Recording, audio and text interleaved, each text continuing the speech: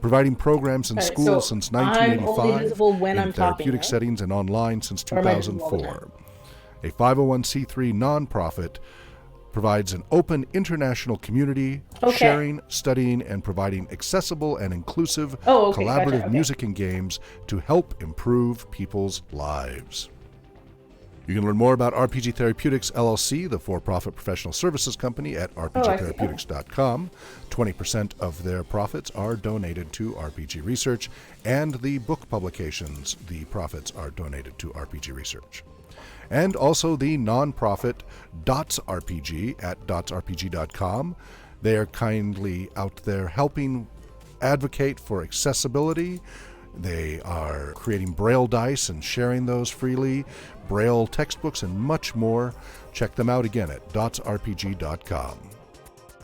Our show varies each week, but typically includes the latest general RPG news related to our focus on role-playing games and research, community response and discussion, role-playing game-related theory and application discussions, updates on communities and professionals using role-playing games throughout the world, and often special guests, the latest updates on RPG Research, the RPG Bus, the RPG Trailer, the RPG Tour, RPG Education, and many, many, many other programs that we're involved with in various degrees.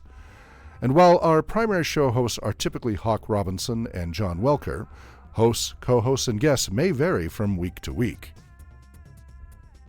The RPG Talk Show will begin in a few minutes. This message may repeat. The RPG Talk Show discusses weekly news, information, commentary, discussion, and debate about the effects of all role-playing game formats and their potential uses for professional, educational, recreational, and therapeutic goals. The RPG Talk Show is not about the latest modules and releases. There are plenty of sources for that information. We will mention such releases when related to the aforementioned topics, however. You can learn more about the RPG Talk Show, hosts, guests, and archives of previous episodes on our website at rpgtalkshow.com.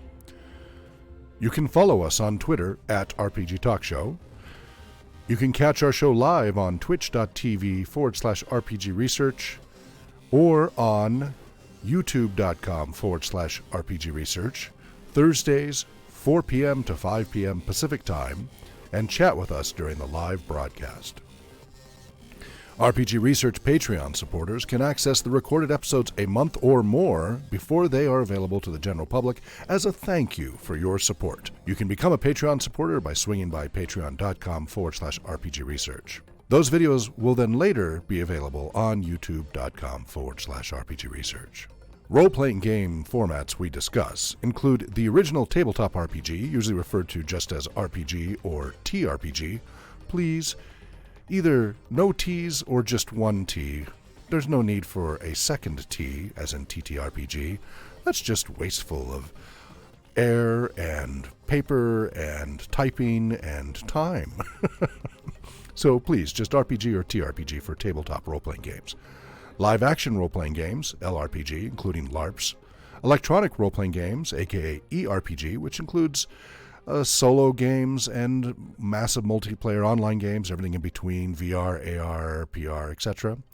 And then hybrid role-playing games, HRPGs, which also include solo adventure books and modules. This episode is sponsored by the wonderful, wonderful Patreon supporters for the nonprofit RPG Research. We are also sponsored by RPG Therapeutics, LLC and Dots RPG through their kind donations to RPG Research. You can learn more about RPG Research, the nonprofit 501c3 research and human services organization, studying the effects of all role-playing game formats and their potential to help improve lives, at www.rpgresearch.com. A quick little quote from them. We are helping people heal and improving the quality of life for diverse populations around the world by providing accessible and inclusive collaborative research-supported programs using music and role-playing games. Researching RPGs since 1983, providing programs in schools since 1985, in therapeutic settings and online since 2004. A 501c3 nonprofit provides an open international community, sharing, studying, and providing accessible and inclusive collaborative music and games to help improve people's lives. You can learn more about RPG Therapeutics, LLC, the for-profit professional services company, at rpgtherapeutics.com. 20% of their profits are donated to RPG Research, and the book publications, the profits are donated to RPG Research. And also the nonprofit Dots RPG at dotsrpg.com. They are kindly out there helping advocate for accessibility. They are creating Braille dice and sharing those freely, Braille textbooks, and much more. Check them out again at dotsrpg.com. Our show varies each week, but typically includes the latest general RPG news related to our focus on role-playing games and research, community response and discussion, role-playing game-related theory and application discussions, updates on communities and professionals using role-playing games throughout the world, and often special guests, the latest updates on RPG Research, the RPG Bus, the RPG Trailer, the RPG Tour, RPG Education, and many other programs that we're involved with in various degrees. And while our primary show hosts are typically Hawk Robinson and John Welker, hosts, co-hosts, and guests may vary from week to week. The RPG Talk Show will begin in a few minutes. This message may repeat.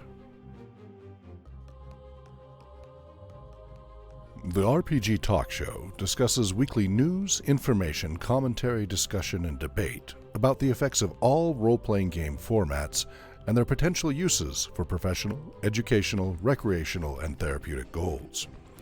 The RPG Talk Show is not about the latest modules and releases. There are plenty of sources for that information. We will mention such releases when related to the aforementioned topics, however. You can learn more about the RPG Talk Show, hosts, guests, and archives of previous episodes on our website at rpgtalkshow.com. You can follow us on Twitter at RPG Talk Show. You can catch our show live on twitch.tv/RPG Research or on youtube.com/RPG Research, Thursdays, 4 p.m. to 5 p.m. Pacific Time, and chat with us during the live broadcast. RPG Research Patreon supporters can access the recorded episodes a month or more before they are available to the general public as a thank you for your support. You can become a Patreon supporter by swinging by patreon.com/RPG Research. Those videos will then later be available on youtube.com/RPG Research. Role-playing game formats we discuss include the original tabletop RPG, usually referred to just as RPG or TRPG. Please, either no T's or just one T. There's no need for a second T, as in TTRPG. That's just wasteful of air and paper and typing and time. So please, just RPG or TRPG for tabletop role-playing games. Live-action role-playing games, LRPG, including LARPs. Electronic role-playing games, aka ERPG, which includes solo games and massive multiplayer online games, everything in between, VR, AR, PR, etc. And then hybrid role-playing games, HRPGs, which also include solo adventure books and modules. This episode is sponsored by the wonderful Patreon supporters for the nonprofit RPG Research.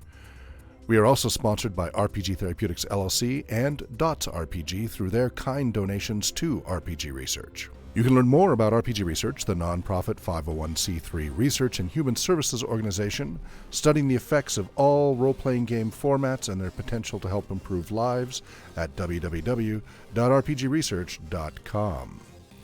A quick little quote from them. We are helping people heal and improving the quality of life for diverse populations around the world by providing accessible and inclusive collaborative research-supported programs using music and role-playing games. Researching RPGs since 1983, providing programs in schools since 1985, in therapeutic settings and online since 2004. A 501c3 nonprofit provides an open international community, sharing, studying, and providing accessible and inclusive collaborative music and games to help improve people's lives.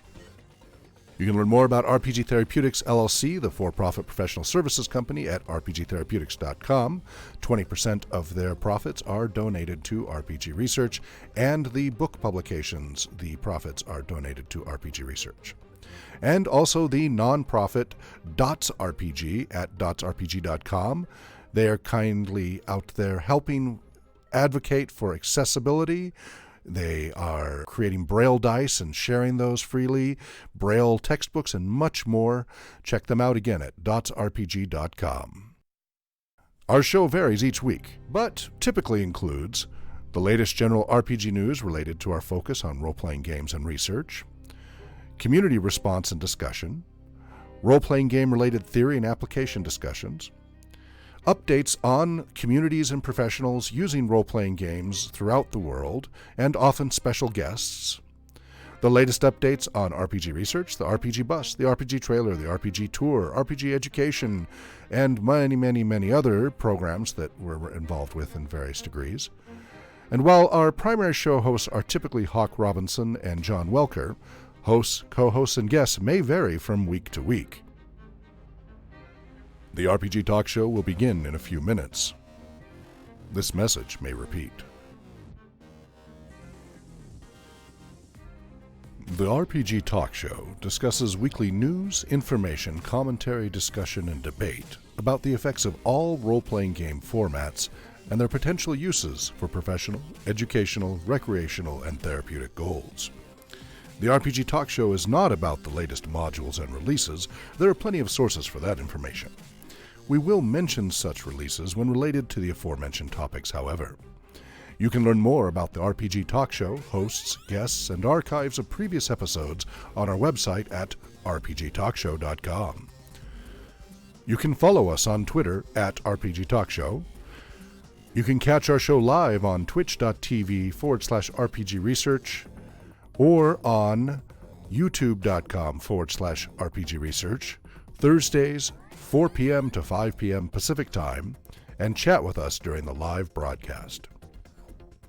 RPG Research Patreon supporters can access the recorded episodes a month or more before they are available to the general public as a thank you for your support. You can become a Patreon supporter by swinging by patreon.com/RPG Research. Those videos will then later be available on youtube.com/RPG Research.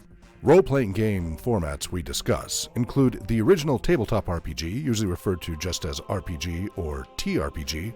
Please, either no T's or just one T. There's no need for a second T, as in TTRPG. That's just wasteful of air and paper and typing and time.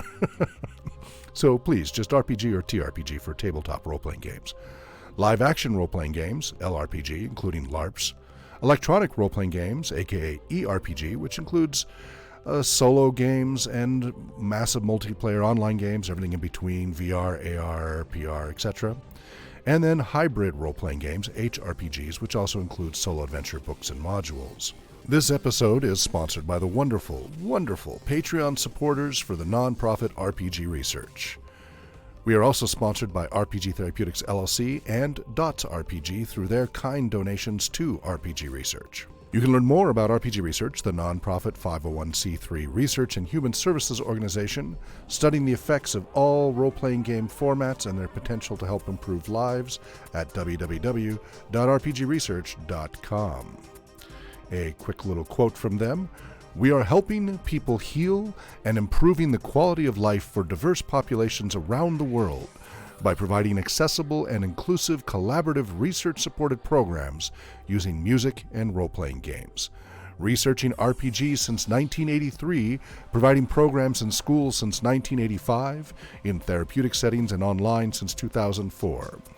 A 501c3 nonprofit provides an open international community, sharing, studying, and providing accessible and inclusive collaborative music and games to help improve people's lives. You can learn more about RPG Therapeutics, LLC, the for-profit professional services company, at rpgtherapeutics.com. 20% of their profits are donated to RPG Research, and the book publications, the profits are donated to RPG Research. And also the nonprofit Dots RPG at dotsrpg.com. They are kindly out there helping advocate for accessibility. They are creating Braille dice and sharing those freely, Braille textbooks, and much more. Hello and welcome to the RPG Talk Show. I'm your host, Hawk Robinson, with John Walker. And we have special guests on the line. Please introduce yourselves.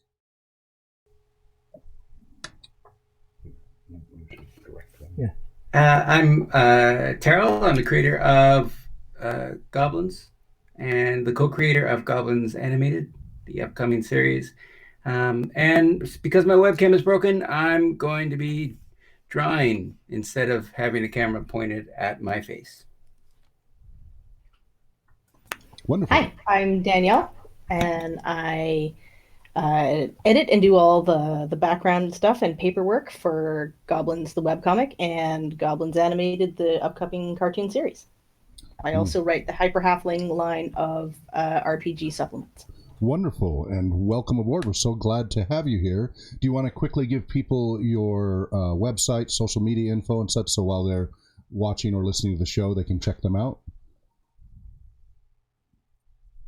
Sure. Goblinscomic.com.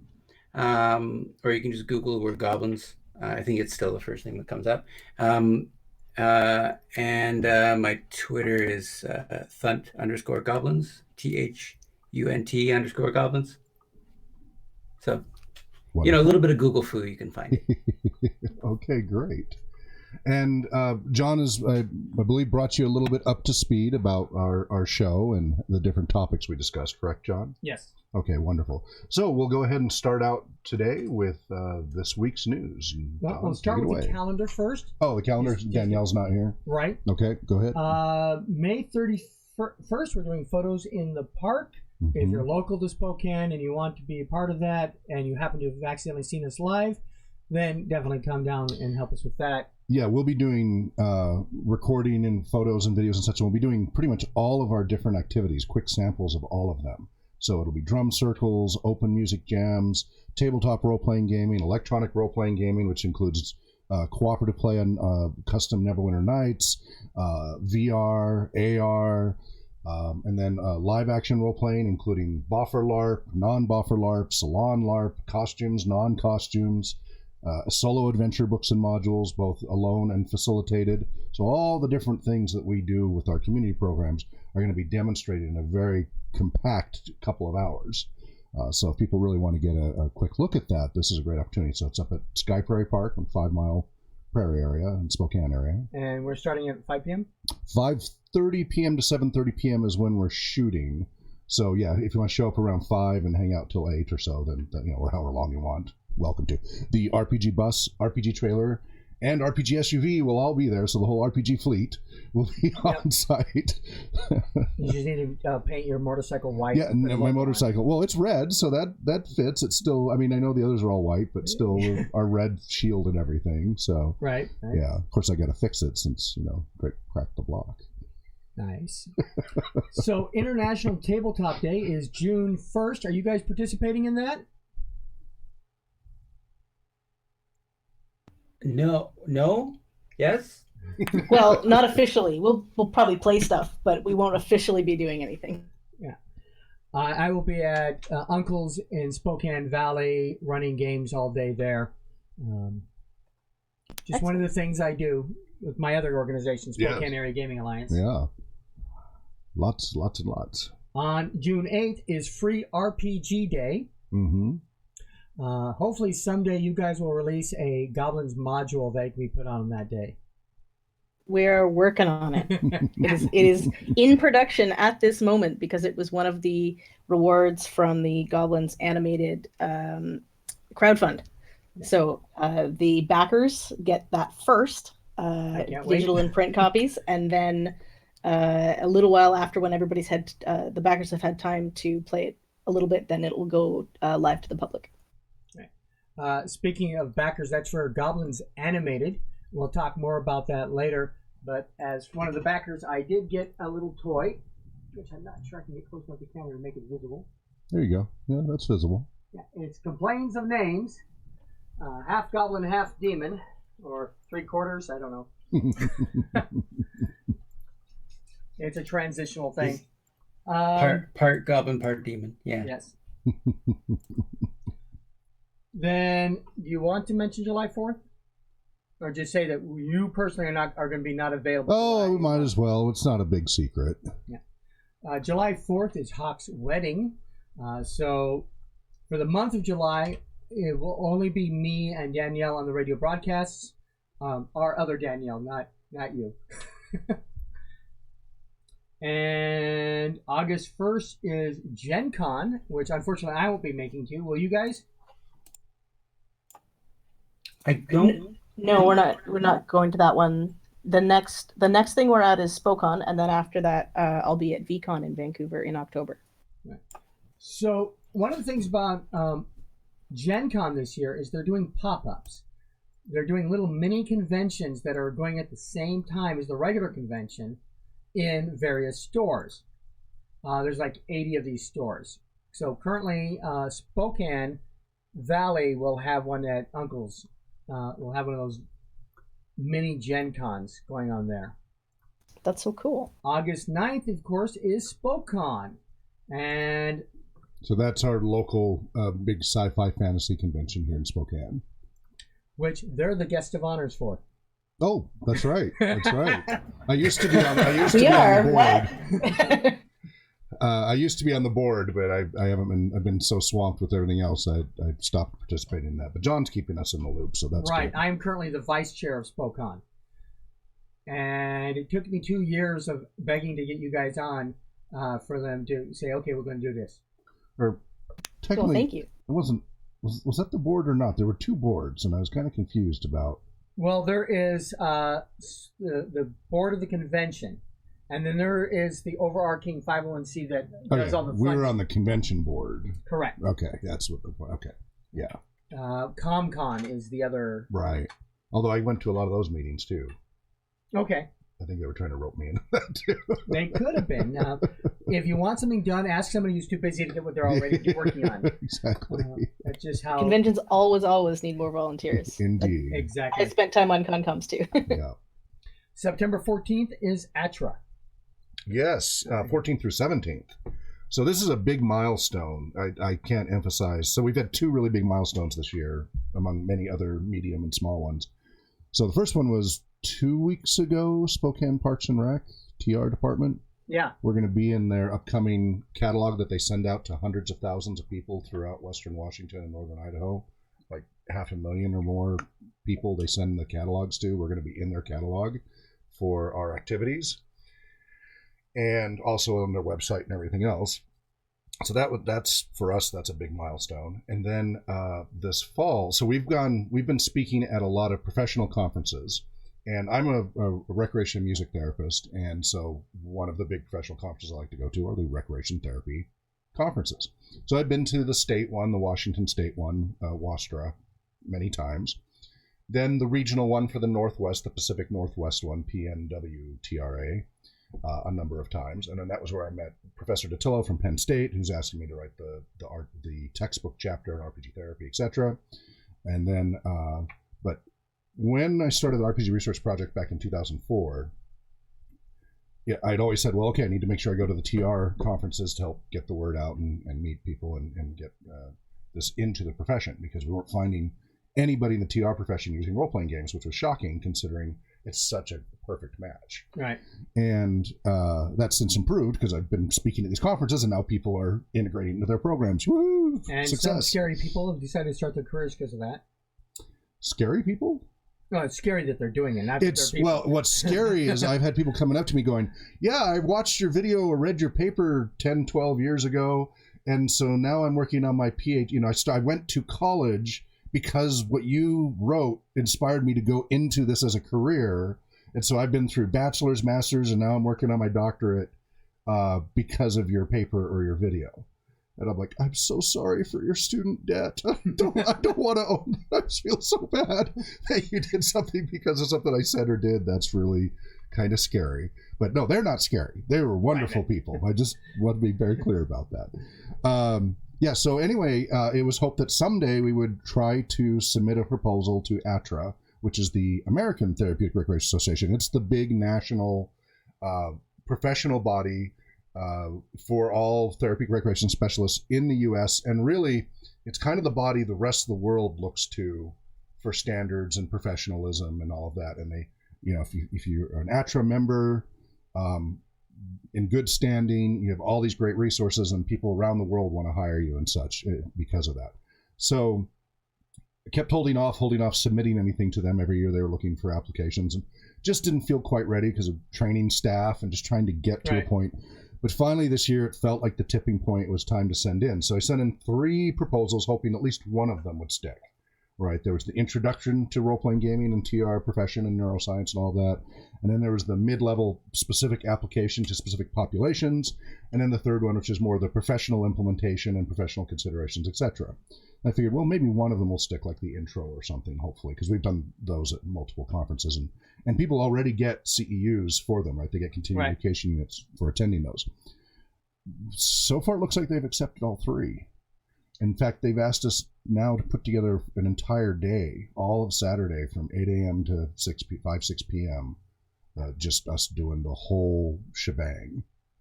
So we'll be spending a day teaching recreational therapists, professionals, how to use role-playing games. Yeah. And this is a big jump up. Like ticket price alone kind of tells you how much of a jump this is.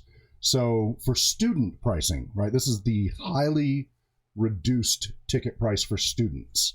The Washington State one was like $65 for attendance. Right. The Pacific Northwest one was like $80 or $90. This one, without the early bird special, is $550 for students. With the early bird, it's like $300 and something. So it just kind of gives you an idea of how big of a jump. Fortunately, fan conventions don't charge as much as professional conventions. Yeah. Otherwise, I would never have been to one. Right. But so we're really excited that we're going to be in Reno. We'll get there the day before, of course, Friday the 13th. Oh, goodness. Boy, I hope the bus makes it. Knock on wood. But we'll be presenting all day Saturday, and then we'll be there all the way through the 17th because it goes all the way into Tuesday. It's interesting they do it Saturday through Tuesday. And I was worried that when they said to have us do the pre-conference, because usually that's a Friday, and then there's lower attendance. But this is on Saturday, and I guess they've kind of solved that by doing it that way. So that will be in Reno. We're very, very, very excited to be doing that. So now to the news. Yes. Again, feel free to jump in if you have opinions or thoughts about anything here. Kotaku.com. .com has an article on gaming disorder, now a recognized illness according to the World Health Organization. We've already been talking about this. We knew it was coming. For years, it became official on Saturday. Right. Why it means it has an ICF-ICD code. Yes. Can you, the wording you just... So, yeah, the WHO, the World Health Organization, not the band, has a method of classifying pretty much every level of function or health disability consideration. So here in the U.S., for example, with mental health, we have one system, the DSM, the Diagnostic and Statistical Manual. And that's where you get diagnoses like bipolar, schizophrenia, depression, things like that. And that differential diagnosis then informs what insurance coverage you will get, or disability coverage, or accessibility help in school, right? And these diagnoses are critical, for money, where money gets routed and services get routed based on your diagnoses. And then we have different methods for physical diagnosis here in the U.S. So we have a lot of different systems here in the U.S.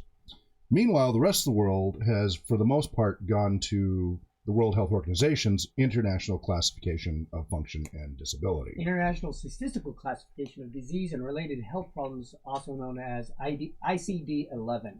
Right.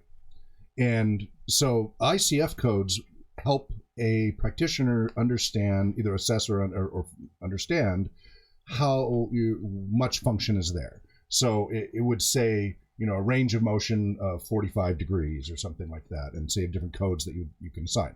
And then ICD is the disability, what level of disability there is.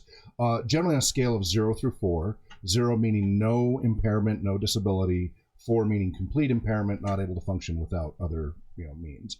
And we work a lot with the 0 through 3 range, and we work with people who have 4 function, but obviously that particular area we can't do if they can't lift their arm. Right. Role-playing games aren't going to solve that. But muscular dystrophy, cerebral palsy, brain injury, all these others we work with a lot. And these codes are critical, again, for insurance companies and governments allocating funds. And also it affects things like grants.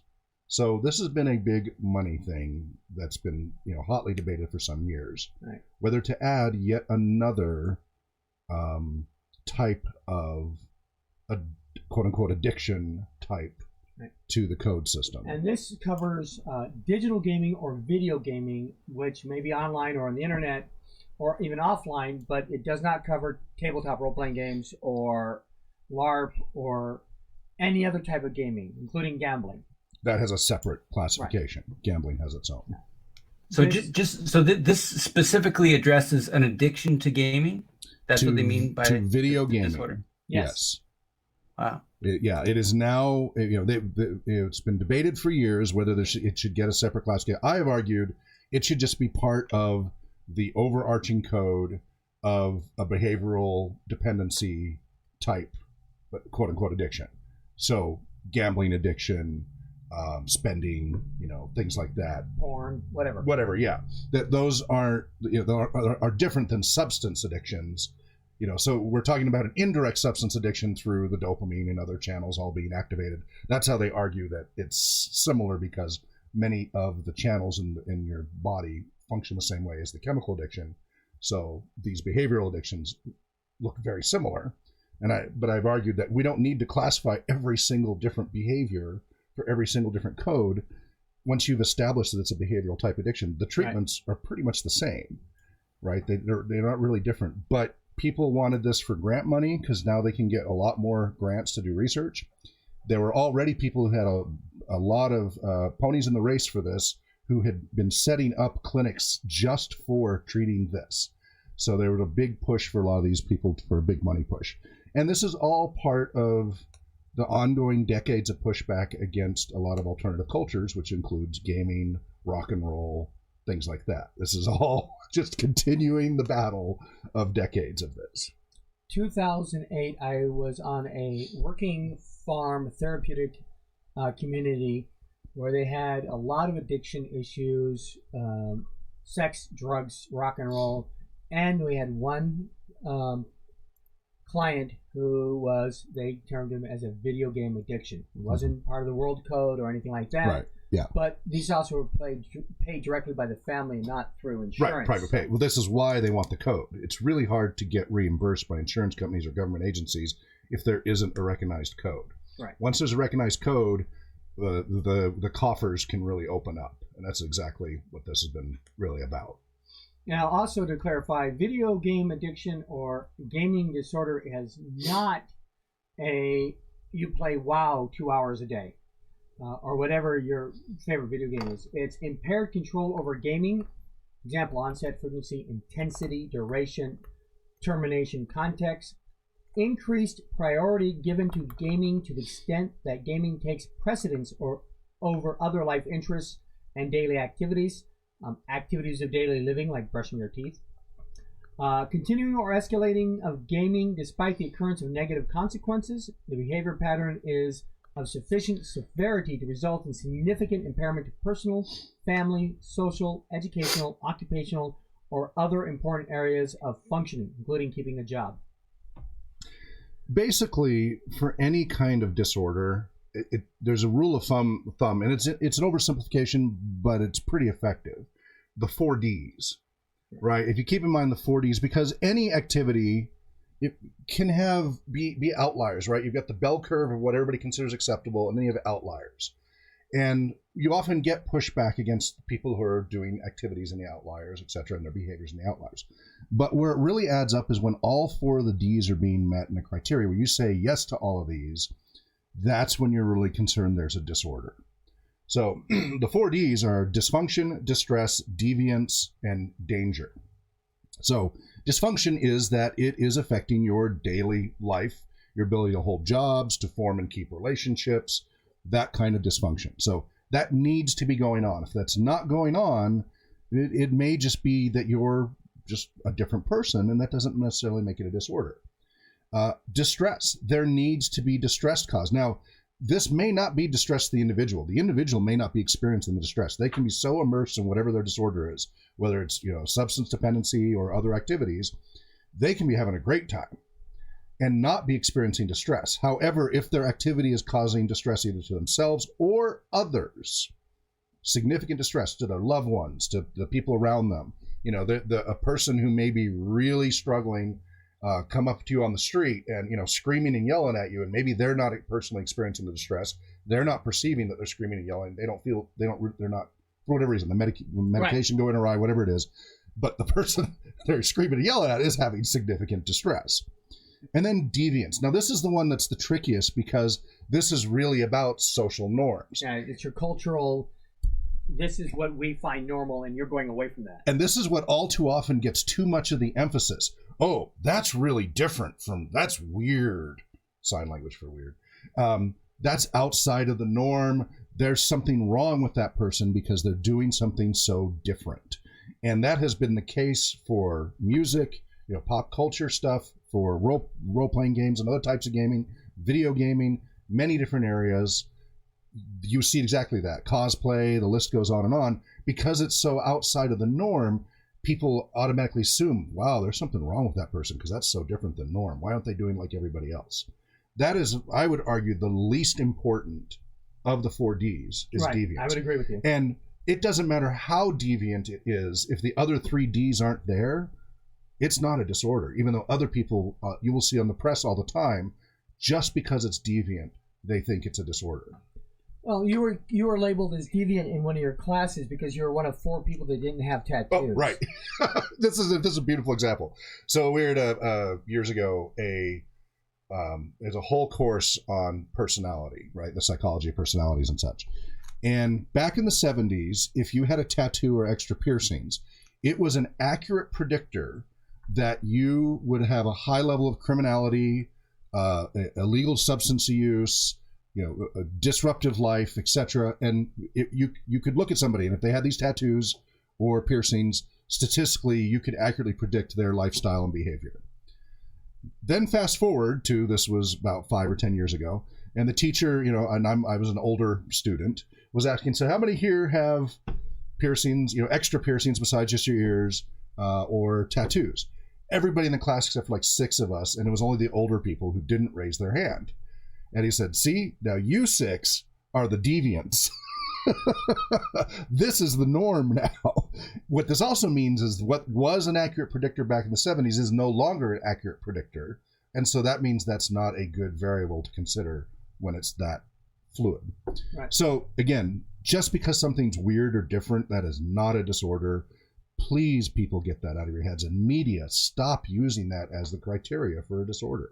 This is the first thing they go to. And then finally, dangerous. And this is the most important one, is are the behaviors, with all that's going on, going to potentially be harmful to an individual, the person doing it, or others around them? That's the most critical, of course, if this becomes dangerous. Now, it is not automatically a disorder just because it's dangerous. People who like to skydive and cliff jump and do things like that, they're taking a chance with their lives. It's statistically dangerous. It's a calculated and controlled risk. Right. And so, again, this is why you need all 4 of the Ds in there, and you need to be able to say yes to all of these before it's really a disorder. And unfortunately, what happens all too often as the diagnosis du jour comes onto the scene, you get 1 or 2 of these saying yes, and then somebody gets diagnosed. So the overdiagnosis of ADHD, the overdiagnosis of autism, things like that, in different ways, right? Some places are very good at it, In other places, they go, oh, this is what's present to me and in the media. It looks like this. This must be it. It's kind of that. There's a whole other type of bias because of that, because of the exposure bias. So anyway, that's what's going on.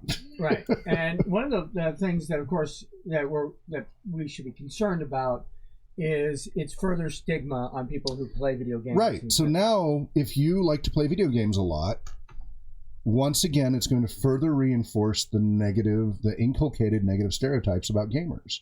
It's going to make it worse, not better. Now, hopefully over time, there will be information campaigns to try to counterbalance some of that. But the initial effect is everybody's going to start looking at anybody who plays video games and go, ooh, you're one of those.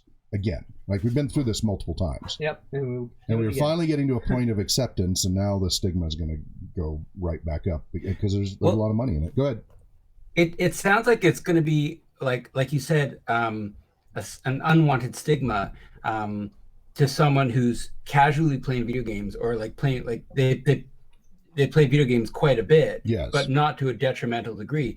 But it's going to be helpful to someone who genuinely plays in video games to the point where they match those 4Ds that you were mentioning. Well, that's the theory, right? That's what the sales pitch is. The thing is, the treatment for this disorder is not innovative at all. There's no new treatments or anything that have come up. There's nothing that needed to be created. So, like with some disorders, they're not treatable, right? The normal conventional medication and techniques don't work. So you need to create a new category so that research and money can be spent to try to come up with a more effective method of treatment for that particular disorder.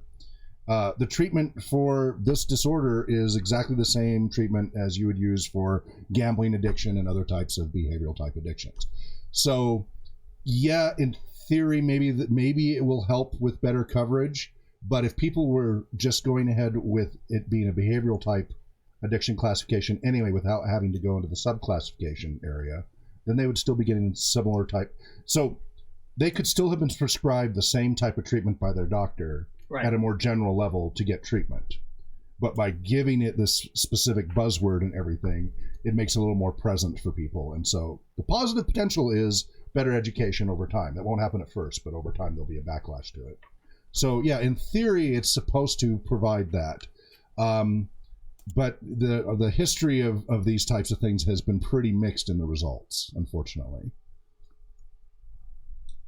Yeah, I hesitate to say this because obviously I'm not a doctor at all, but I worked in casinos for 13 years. So I mean, I watched the different casinos I worked at deal with gambling addiction, and it would seem to me as a layperson that like you were saying, the sorts of things you would apply to a gambling addiction could, to a slightly different extent or lesser extent, work with a gaming addiction. Yeah, no, the root techniques are identical. There is no substantive difference.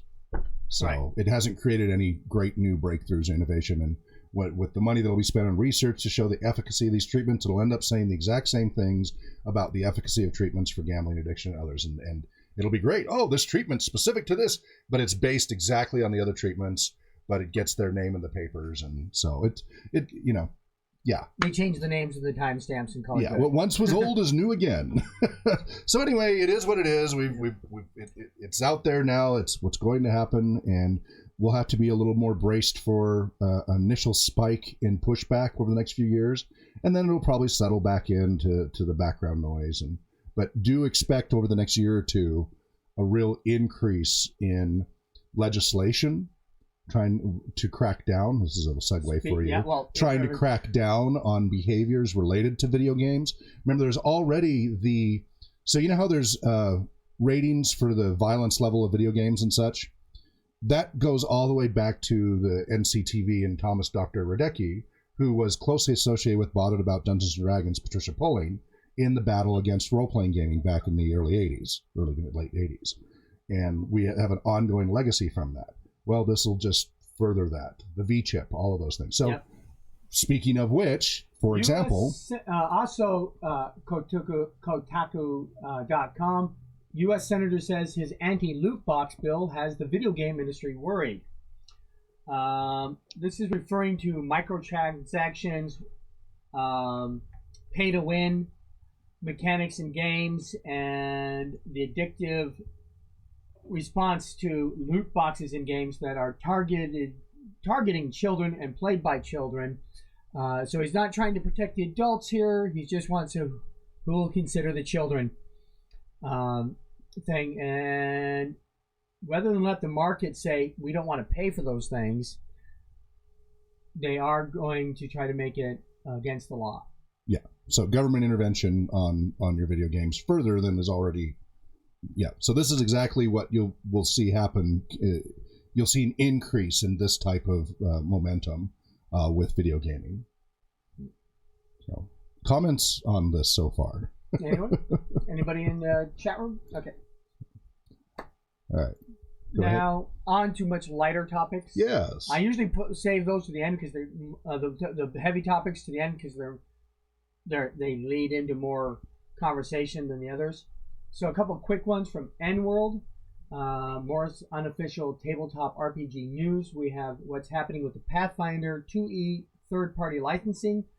Long story short, they're continuing it for the second edition of Pathfinder. We'll also have the third-party licensing again. Mm-hmm. They've asked if people who have a publishing company like us, who wants to publish Pathfinder stuff, say if we want to do a therapeutic module with Pathfinder, we would have to go ahead and send them an email, and then they would send out a preview copy of the rules before it actually gets published. So you can start working now. Mm-hmm.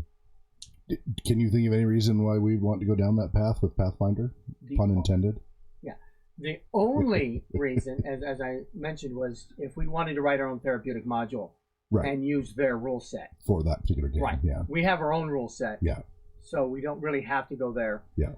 In fact, there's nothing to stop us from writing therapeutic modules that we don't sell in any setting. Correct. So that's fine. Today is Memorial Day, so happy Memorial Day to everyone. Last week, you guys weren't available because of your holiday. What holiday was that? It's Victoria Day. It commemorates the birth of Queen Victoria way back. And it's, for us, it is a camping holiday, mostly. It's the Monday closest to May 24th, which is the actual date of her birth.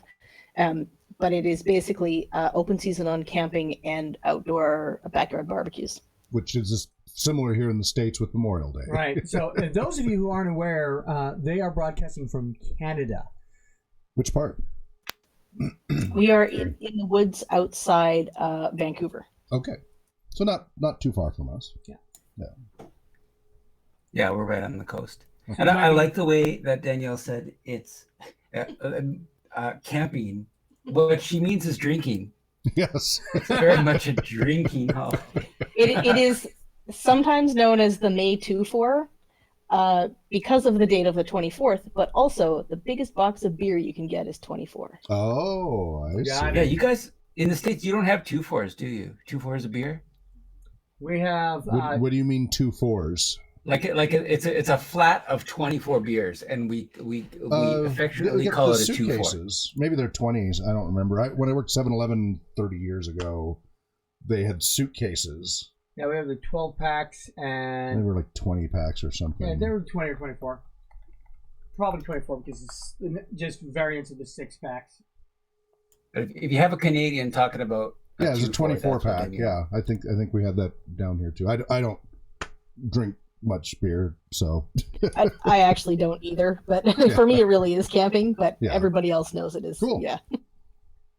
Well, the reason I brought it up because another holiday, which is actually a British holiday that's observed world round, was May 23rd on Thursday, Red Nose Day. And Red Nose Day is really a push to raise money for child poverty. What, are we not broadcasting? You were unlisted. You didn't go public. Oh, okay. Yeah, go ahead. So for Red Nose Day this year, Critical Role's Matt Mercer from that $8 million or Yeah. The Critical Role animated series. So it is amazing. That made millions and millions of awesome. dollars. Played Dungeons and Dragons, a one-on-one game with TV Stephen Colbert from the Colbert Report. And it was comic relief telethon event. They only played 45 minutes and had a complete story, beginning, middle, and end. 11.38 million they raised. Just a couple dollars. The Legend of Vox Machina. I hear that Matt Mercer is also in another Dungeons and Dragons inspired animation. I can't remember the name of it though. His career is set. Gremlins. I'm pretty sure. Yeah, Groblins. That's Groblins, yeah. Groblins. Something about little people who wanted to play Dungeons and Dragons for real. Goblins animated. Yeah, Matt Mercer is one. Which part does he play? He plays Big Ears, the paladin goblin. Which was the axe you were showing before, the axe of... How do you pronounce that? The axe of Prazan, that's it there. The axe of Prazan, it's a prison that has trapped the soul, in air quotes, of a demon. And those are life-size replicas for people who have backed the animation. Now, again, talking about animation, there's a full D&D Reno, which is a car commercial that was done in Brazil.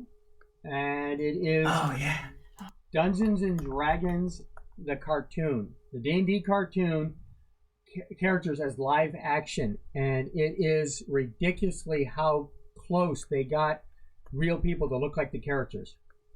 Tiamat's there, Venger's there, Uni the Unicorn, and of course, the creepiest looking dungeon master I've seen yet. Yeah, that's such an amazing commercial.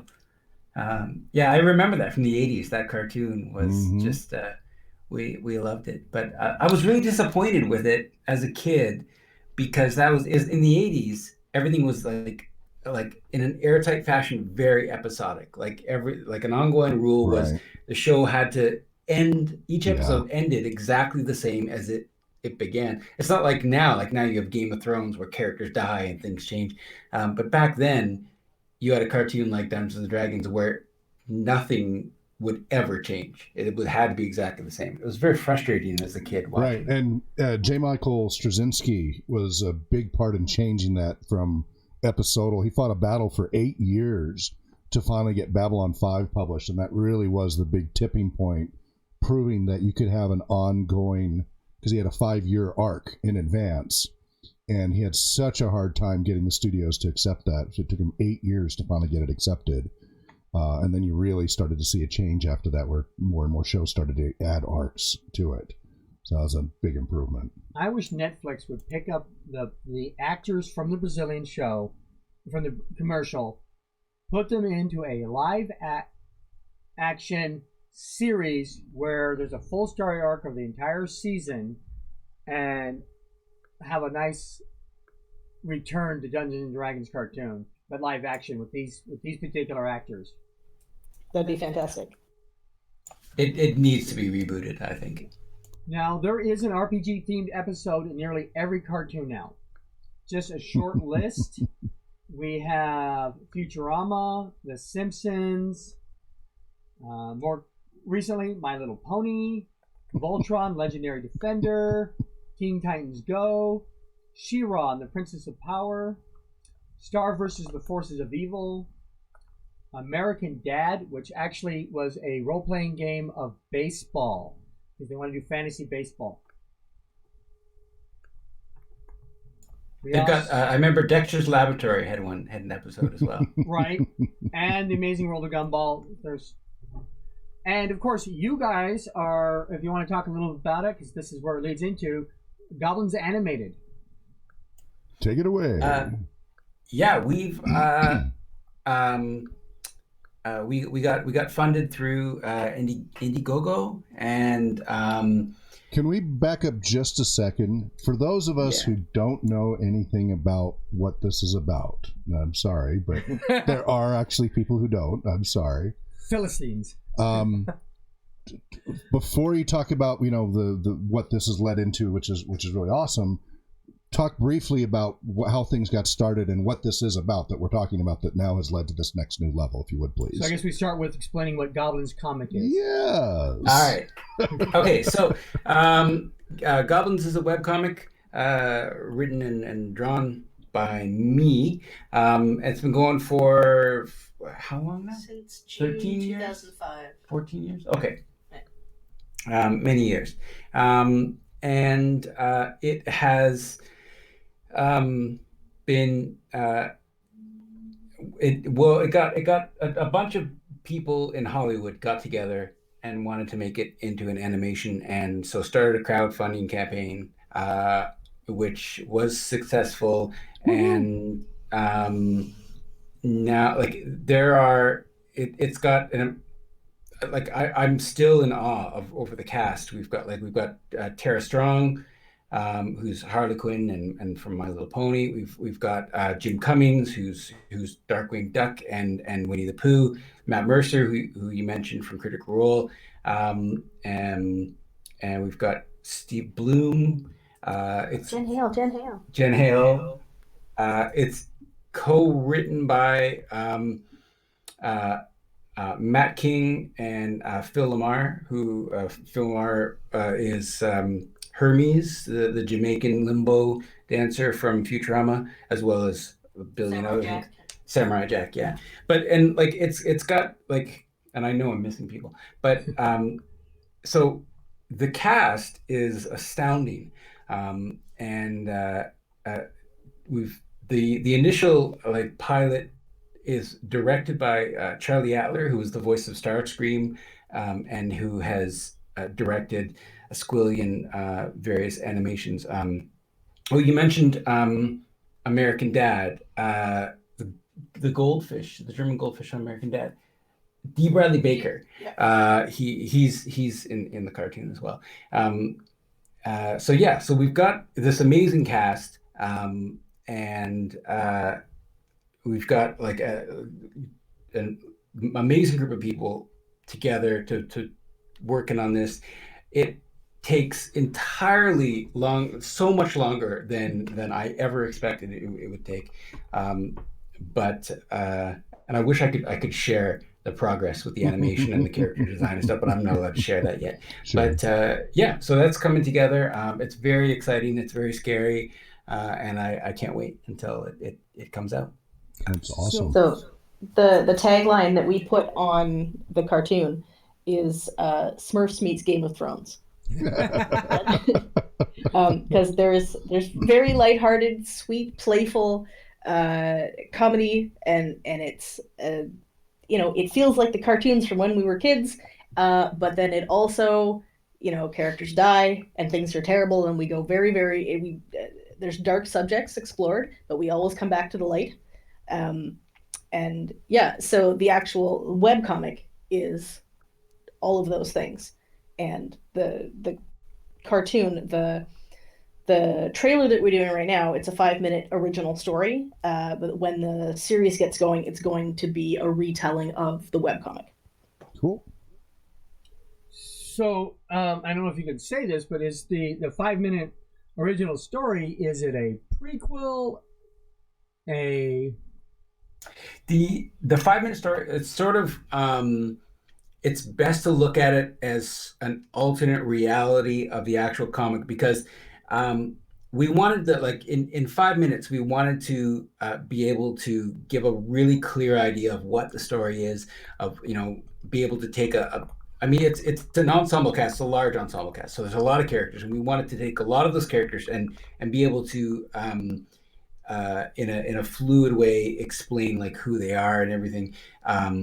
So the best way to do that was to make little tweaks and things to make sure everything's really clear and it's entertaining and it looks good.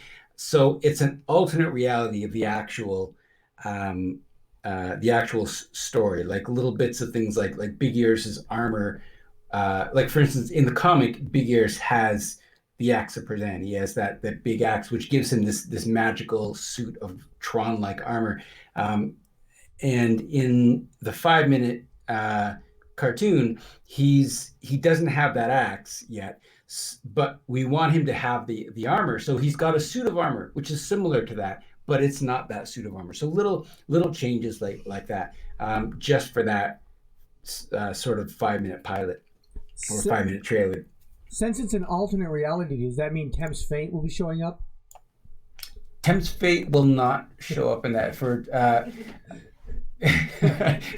Temp's Fate was before Kickstarter.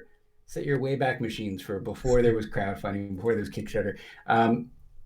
I introduced Temp's Fate as this, hey, you could, support the comic, and every time, like, if I get X number of dollars by a certain date, this one character who's named Temp's Fate, his spear will grow, and if I get this X number of dollars by a certain date, his spear will be long enough to stab this monster on the other side of the screen. And so people would donate $1 or $2 to try and get that spear long enough to stab the monster. And that was really successful. And so that became a comic of its own right called Temp's Fate, where I would say, okay, so he's going to have to get past these different traps and defeat these, these monsters and get past this dungeon crawl. And each of these things, he needs a certain number of dollars in the donation meter by this date, or he'll die. So so that was how the character Temp's Fate would proceed. And then Kickstarter came out and sort of made that kind of redundant. Speaking of Kickstarter, you did one for your card game, Alternate Realities. I did. That was that. Okay, so I was approached by a small gaming company called Evertide Games, and they said, we want to make like a card game, a tabletop RPG card game. Let's do a Kickstarter, and we'll ask for $30,000. And I got to know this individual, and I got like. I trusted him, which turned out to be foolish, and I was like, yeah, let's do this. And so we did this Kickstarter, and we asked for $30,000, and we got, was it 280,000? No, is it 184? Sure. No, well. Oh no, it was 184. That's right. Yeah, it was almost almost 200,000. And so we were very happy about that. And then this individual, I guess he decided that it was worth it to, he had like 8 employees or something like that. And he laid them all off, shut down his company, took all the money and disappeared. And he, for 2 years, he ran a store, an online store where he sold Goblins merchandise that didn't exist. Because I kept getting emails from people for 2 years saying, hey, I ordered this overpriced Goblins tablecloth. When do I get it? And I would have to tell them, you won't, because I can't get him to shut down his store. So I contacted the FCC and did everything I could. So basically, fast forward years later, I'm trying to put out a version of the game myself, and get that to people who like were nice enough to back this project years ago, because I want to be able to give them something, so it's a big part of my life. The last handful of years has been creating this card game, and trying to work my way out of the shadow of this situation. What I've seen of it, it does look like a really fun game and great artwork, obviously. Is there any chance that game will become available to the general public at some point? Yeah, I would love for that to happen. The problem is, close to 3,000 people backed the card game, to the point of like on the level of being owed a copy of the game. So, and like I've worked it out in order to print this game. The game is all but finished. I mean, I'm still tweaking little things, but like there's like hundreds of pieces of original art. There's I've got prototype versions of the game. I've been play testing it with friends for years. It's come together to a pretty solid game.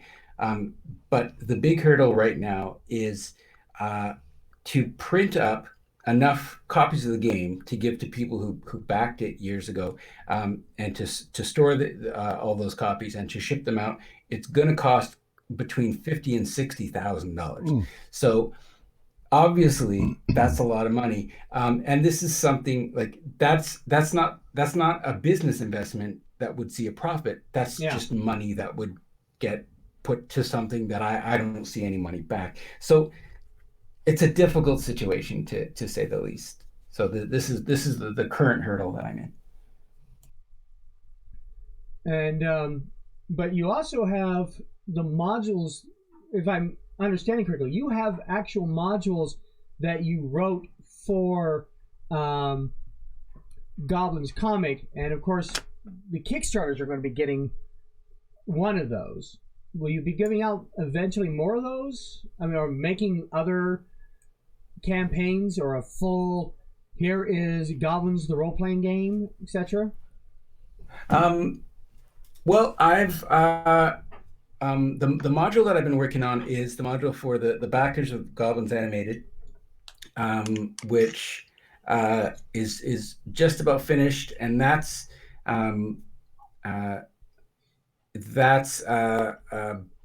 about to be like printed and sent out. The modules, as I'm sure a lot of people know, take a massive amount of effort and work. It's actually, I found like modules are harder than writing a story for say a comic, because you have to cover the different directions simultaneously that it can go. Exactly. Yeah. Like I sort of look at like writing a story for a comic it's got a certain level of difficulty, and then if like DMing a game or writing a tabletop game, that's harder because it's like writing a story, except you don't know what your characters are going to do, so they might derail things, and so I think, and personally, there's more difficulty in say writing a game of D&D than writing a comic about it, and then a level of difficulty beyond that is writing the module, because like you said, you have to like cover all eventualities. Like you have to make sure that people reading this understand that if you go do this with this trap door, it'll explode. But if you happen to do this other thing, and like there's all these questions, like that these people trying to run this module are going to have all these questions. Right. So you want to make sure you cover everything. Yeah, not just the players. The game masters are each different. So, for example, we run an annual thing called Tolkien Moot. It's an annual Tolkien-focused scholarly and gaming convention. We're up to our 15th year or something now. Yeah. And I with my son and sometimes some other co-writers and such, we write a new module each year for most of those years, specific to whatever the theme is that the previous year voted for. So this year is the Fall of Gondolin and an Epic Sword were the two topics that tied. So we have to make a module that includes those, to the satisfaction of everybody. And what happens is we have everybody break into different groups. So we have multiple rooms, anywhere between 2 to 7 rooms running different game systems. Right, so one will be D&D, Adventures in Middle-earth, one will be the One Ring, one will be Iron Crown Enterprises, Middle-earth role-playing, etc. And each game master has their own style with a different system, but they're all supposed to be running the same story with different players at each table, and still somehow try to think of all the different ways that the players, the game master, and the systems can break it all. And still have it work. And there's always, and it's always down to the last minute, so there's always questions. So it's very interesting because we record a lot of these to see the way different GMs run the same thing. We as the writers know where we were trying to go, and then watching the interpretation of the GM, and then watching the further interpretation of the players of the GM, of the writer. And then, of course, we're interpreting it from Tolkien, so there's this whole legacy and the difference between the magic levels at the different tables. Oh, yeah, the systems make a big difference there, how people try to solve problems. The game system changes how people will try to solve the exact same problem.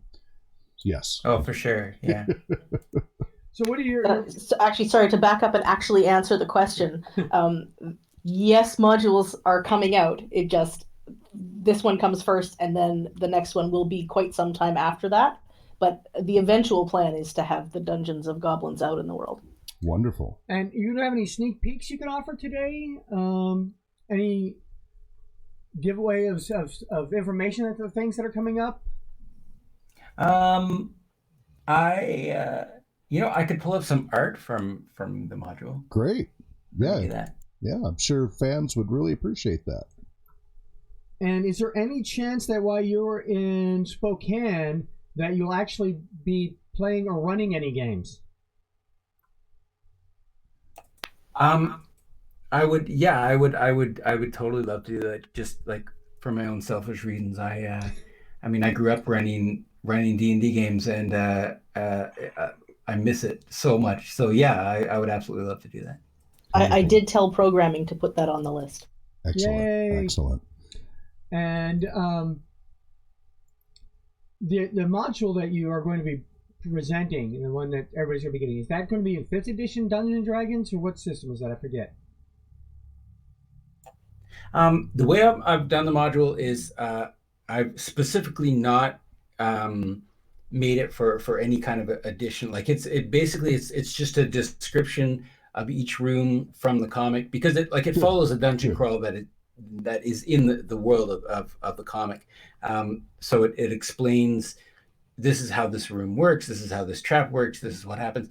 And then so the upside to that is you can use it with any edition, with any RPG at all. But the downside, of course, is that I don't have the stats set up specifically. It's kind of like that's what traps. we do. Well, that's what we do with our Tolkien Root modules, because all the different systems, we try to have just as generic. We try to use just percentages, just because percentages can be translated into any game system, and so we try to use that. If we have to list any specifications, we'll list percentages, but we try to just keep it as system agnostic as possible, so anybody can use it. Because system agnostic makes things accessible to more people. Exactly. And not all, we know for sure, not all our backers who get the module play 5th edition or 3.5. Like the comic is actually 3.5. Mm-hmm. But it won't be shifting to 5th edition as far as I know. Well, I'm grateful it never shifted to 4th. And you don't have to worry about the licensing. There is that. We don't want to be beholden to anybody else's systems, exactly. But also it makes it more accessible. And, we want everybody to be able to play. And potentially more timeless, so that as systems come and go, it can still be applied. So that's another important thing. Like, what's that troll's name? Yeah. Which makes Grimtooth's traps. Grimtooth, yeah. This guy. I remember Grimtooth. Yeah, we've got all the Grimtooths. That's any awesome. system. So in the YouTube chat room at youtube.com/RPG Research, Deval Cotro says, I have read Goblins for years. Woohoo! Sounds like you're in good company there. Yay! I've been reading them all, and I unashamedly check every day just in case you updated sooner than I think you're going to. Every day. You're so dedicated. We updated today. Oh, yeah. We had a move? Yeah, you're lucky today. All right. I know what I'm doing as soon as this is over. Why don't you go ahead and run those URLs by everybody once again, since we're getting near the end here. Yeah. Goblinscomic.com. Pretty simple. And your Twitters? Yeah, goblinscomic.com. Or Facebooks or any of those other things you want to post out? We actually we don't do Facebook. There is a Goblins chat page on Facebook. It is run by mods who let us know if something needs addressing, but we don't actually use Facebook ourselves. Good for you. We're both heavy Twitter users. At Dragon Turtle, the D&D creature. At Dragon Turtle is me, and Thunt_Goblins is Tarol. Wonderful. Okay. And I think right now there should be a disgusting wall on my everybody's seen that. That's from the comic, or from the comic. That's from the module. My players will poke it. What's that? My players will poke it. Ew. Yeah, there's lots of disgusting stuff like this guy, and he's from the module, and he just becomes creepier and creepier. There's a lot of stuff like that. Oh, you should see Mr. Fingers. Yeah. He's not. No. Yeah. Well, Mr. Fingers is in the module. And Mr. The one from the comic is a lesser finger horror is the official title of the monster. And in the module, it's got that and then a greater finger horror, which is not in the comic, but is in the module. Which I'm sure is making no sense right now to people who don't read the comic. Yeah, well, the lesser finger horror was terrifying enough as it is. The greater finger horror is probably going to melt somebody's mind. That is the general feedback that we get, yeah. Yeah. What do you consider the age appropriateness of this series to be? I think it depends on on the parent. There's of course, just on average. Yeah, I would say preteen is generally okay. Like there's no sex, there's no nudity, but there is violence. There's creepy imagery. There's monsters and blood. That is such a North American attitude, isn't it? Yeah. There are some really dark topics. Okay. We used to say, when the comic first started, we used to say college age and above. And then we found out that kids read the comic. Mm-hmm. And so we've sort of shifted to explaining when parents ask us. We explain, okay, so there's gross stuff and there's dark topics. My goodness.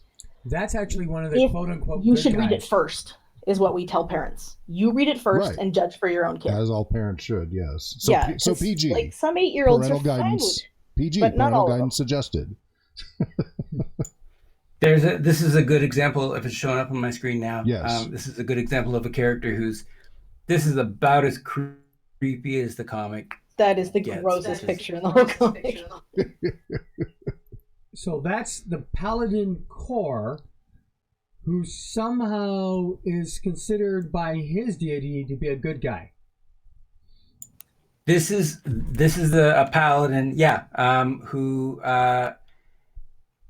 he's the main villain of the comic, and like the point of the comic is to flip villains and heroes. So you've got the villains, which are the monsters, the goblins and such, and then you've got the heroes, which are paladins and things. But in this comic, the goblins are the good guys, and the paladins and other similar type of adventurers are the bad guys. And so this is an example of a paladin. This is a dwarven paladin who he's there. I mean, the comic hasn't revealed what's wrong with him. There's something obviously very, very wrong with him. But yeah, so it's this is pretty creepy. This is the sort of thing that, like, this is a good litmus test. If this would disturb your kid, don't let the kid read the comic. Okay, well that's good. So definitely parental guidance suggested. So. And make this a dark topic. Yeah. Those are souls on his face. Yeah, well, it looks very Lovecraftian, Cthulhu-esque in that respect. Yeah, so. He is one of the great mysteries of the comic so far. Well, great. And then, go ahead. The point of, like, one of the reasons why I started the comic was because I grew up on cartoons in the 80s, and I was complaining earlier about how they're very episodic, Transformers and He-Man and stuff, right? Where nothing ever happened. And as I got older, I realized, hang on a second, using Transformers as an example, we've got these like robots designed to kill each other, and they fight each other 5 times a week, and nobody ever dies. Like nothing, like you literally have cannons for hands, and you can't kill anybody. And so one of the reasons why I started writing a comic like this is because it's kind of like that, with the idea of what if they could kill each other? What if horrible things could happen to each other and there were consequences? So, yeah. Well, I hate to wrap this up, but fortunately I will be going to talk to you guys again come August. When you come over to Spokane, that's going to be awesome as all get out. So when is that going to be? Yeah. August 9th is Spokane. Okay, so here in Spokane, Washington. So Spokane is the annual science fiction and fantasy convention here for the Inland Empire. And so you guys will be there the whole con or just part of it? No, we're there the whole time. Excellent. Yeah. Excellent. So definitely come check that out. And we love meeting and talking to people. So don't be shy. Come and say hi. Excellent. Anything else you want to, any parting words or statements you want to make before we wrap it up? Either of you? I can't think of anything. Well, good. Means you got to say what you have to say. Play games. They're good for you. Excellent. As soon as we're done here, I'll be like, oh, I thought of the perfect thing to say. Put it in the tweeters. We can put that in the post at release. Yeah. That does happen all the time. As soon as the stream is off, like, oh, this and this and this and this and this. It's better than when I took off my shirt because I thought we were done. Yeah, that was not supposed to be an added bonus, indeed. If we were on Twitch, we would have gotten kicked off.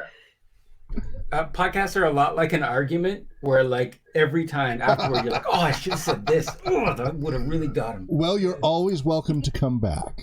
There is always that. So write down the ideas as they occur to you. Okay, we'll keep a big list. All right. That'd be great. Well, thank you so much for joining us. And again, I didn't know anything about this, so I really appreciate it. It looks like a lot of fun. I'll have to definitely get caught up on it, like so many other areas of fandom I'm behind on. But I warn you about the binge read. We hear that people find the comic and then they like read it straight and they can't stop. Excellent. It's a dangerous thing. Excellent. I'm very good at that. I as a researcher, I have to binge read all the time. No, so. the hard part's when you hit that line where they just publish the last one and you're jonesing for the next one, right? Exactly. Well, thank you so much for joining us. I really appreciate it. And thanks for having us. And everybody out there, I hope you've enjoyed this stream. Again, we're the RPG Talk Show every Monday from 4 p.m. to 5 p.m. Pacific Time, and on youtube.com/RPG Research, website rpgtalkshow.com, on Twitter @RPG Talk Show. And you can catch all the latest videos for Patreon supporters at patreon.com/RPG Research. RPG Research is a 501c3 nonprofit studying the effects of all role-playing game formats and their potential to help improve lives. You can donate right there on Patreon, and then you get early access to videos like this. So we stream live to everybody, to the general public, but then the recorded version, in case you missed the live stream, gets uploaded to our Patreon supporters first, and then about a month or so, give or take, well, a month or longer, it becomes available to the public, because we like information to be free. It helps float all boats, raise the human experience, but we also get overwhelmed with everything we're doing, so sometimes there can be a delay. So do consider donating at patreon.com/RPG Research. And wherever you may be well, happy gaming, and namaste. Dream well.